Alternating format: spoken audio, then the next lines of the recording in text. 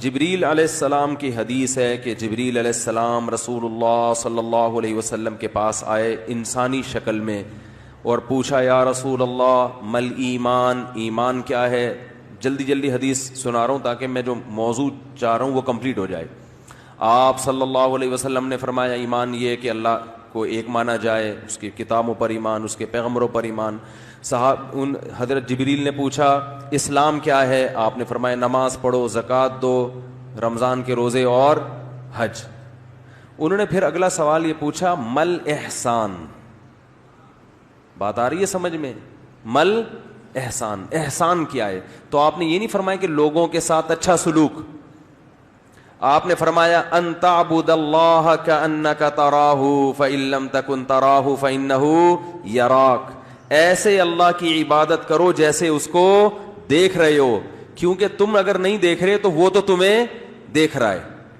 اس حدیث کا بعض لوگ یہ مطلب بیان کرتے ہیں کہ ایسے اللہ کی عبادت کرو جیسے تم اس کو دیکھ رہے ہو. یہ تصور اگر نہیں کر سکتے تو پھر یہ سمجھو کہ اللہ تمہیں دیکھ رہا ہے. یہ حدیث کا مطلب نہیں ہے. حدیث کا مطلب یہ ہے کہ اللہ کی ایسے عبادت کرو جیسے تم اس کو دیکھ رہے ہو.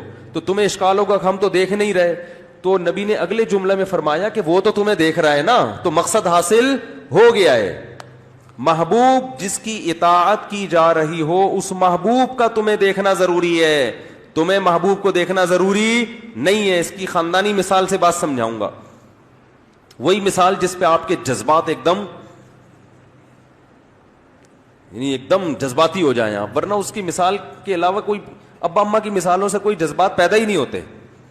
اب دیکھو آپ کو کسی سے عشق ہوا، محبت ہوئی، آپ کی محبوبہ ہے، وہ آپ سے مطالبہ کر رہی ہے کہ میرے لیے کوئی قربانی دو، میرے لیے جو ہے نا میری گلی میں کچھ گنڈے بیٹھے ہوئے ہیں جو کسی بندے کو میری گلی میں آنے نہیں دیتے، تو تم میری خاطر میری گلی میں آؤ، بے شک گنڈے تمہیں پکڑ کے پیٹ دیں، تو میں دیکھنا چاہتی ہوں کہ تم میری خاطر پٹتے ہو کہ نہیں پٹتے، پٹنا برداشت کرتے ہو کہ نہیں کرتے.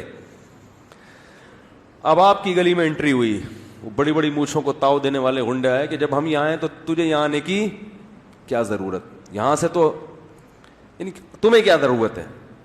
اب انہوں نے آپ کو پکڑ کے کوٹنا شروع کیا.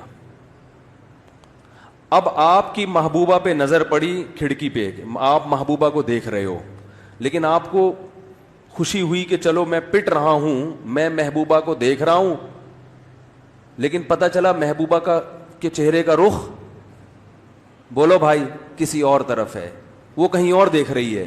ٹینشن ہوگی نا کہ یار جس کی خاطر پٹ رہے ہیں اس کو تو پتا ہے ہی نہیں. تو آپ دیکھو گے اس سے آپ کی صحت پہ کوئی فرق نہیں پڑے گا، اس سے اس پٹنے میں ایکسیلنسی پیدا نہیں ہوگی، پٹنے میں مزہ نہیں آئے گا، خام خواہ کی فری پھوکٹ کی دھنائی ہو رہی ہے. لیکن آپ کا رخ محبوبہ کی طرف نہیں ہے، لیکن آپ کو کسی نے کان میں آ کے بتا دیا جس کے لیے پٹ رہے ہو وہ تمہیں دیکھ رہی ہے. پٹنے میں دودھ جلیبی کا مزہ آئے گا کہ نہیں آئے گا؟ بولو بھائی. تو آپ جب اپنے محبوب کے لیے پٹ رہے ہوں، قربانی دے رہے ہوں، تو آپ کا محبوب کو دیکھنا ضروری نہیں ہے. یہ اطمینان ہو کہ محبوب مجھے دیکھ رہا ہے، پھر اس قربانی میں مزہ آئے گا. تو آپ صلی اللہ علیہ وسلم نے ارشاد فرمایا کہ احسان یہ ہے ان تعبد اللہ کأنک تراہ، تم اللہ کی ایسے عبادت کرو جیسے اللہ کو دیکھ رہے ہو. یا رسول اللہ ہم تو اللہ کو نہیں دیکھ رہے. فرمایا مقصد کیا ہے؟ فإن لم تکن تراہ، نہیں دیکھ رہے، ہمیں پتہ ہے نہیں دیکھ رہے، لیکن اللہ تمہیں دیکھ رہا ہے. تو اللہ کی محفل میں تم پہنچ چکے ہو. تو اب دیکھو یہاں نبی صلی اللہ علیہ وسلم نے احسان کی تعریف وہ نہیں کی جس کو اردو میں احسان کہتے ہیں، کسی پر احسان کر دیا، بلکہ عبادت میں ایکسیلنسی، عبادت میں، اور اس میں عبادت میں ایکسیلنسی کیسے پیدا ہو اس کا طریقہ بتا دیا کہ جس کے لیے عبادت کر رہے ہو یہ تصور رکھو کہ وہ تمہیں دیکھ رہا ہے، تو اس سے شوق پیدا ہوگا. تو عبادت ٹھیک نہیں ہوگی، گڈ بھی نہیں ہوگی، بلکہ ایکسیلنسی پیدا ہو جائے گی اس کے اندر. ہماری عبادت تو ہم تو بیڑا غرق کرتے ہیں عبادت کا، نماز کا بیڑا غرق، انگلیاں گھما رہے ہیں ناک میں نماز میں، ویسے ٹھیک ٹھاک کھڑے ہوں گے, نماز شروع ہوتے ہی خارش شروع. وہی حکیم صاحب نے جو کیڑوں کی دوا ایک دوا کھلائی تھی نا کسی کو, وہ ہم سب کو اس کی ضرورت. یہ لطیفہ اتنا ہٹ ہوا کہ میرے سسرال والے مجھے سنا رہے ہوتے ہیں کہ یار یہ کیا, کہاں سے لائے ہو یہ چیز مارکیٹ میں. تو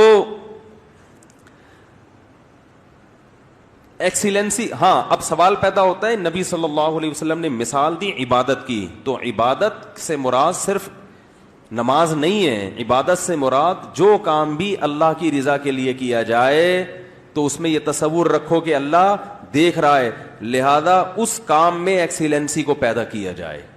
یہ مطلب ہو گیا کس کا, حدیث کا. تو اب ماں سے اچھا سلوک کس کے لیے ہو رہا ہے, اللہ کے لیے, تو یہ بھی عبادت ہے نا. تو اس میں بھی کیا پیدا کی جائے, ایکسیلنسی پیدا کی جائے.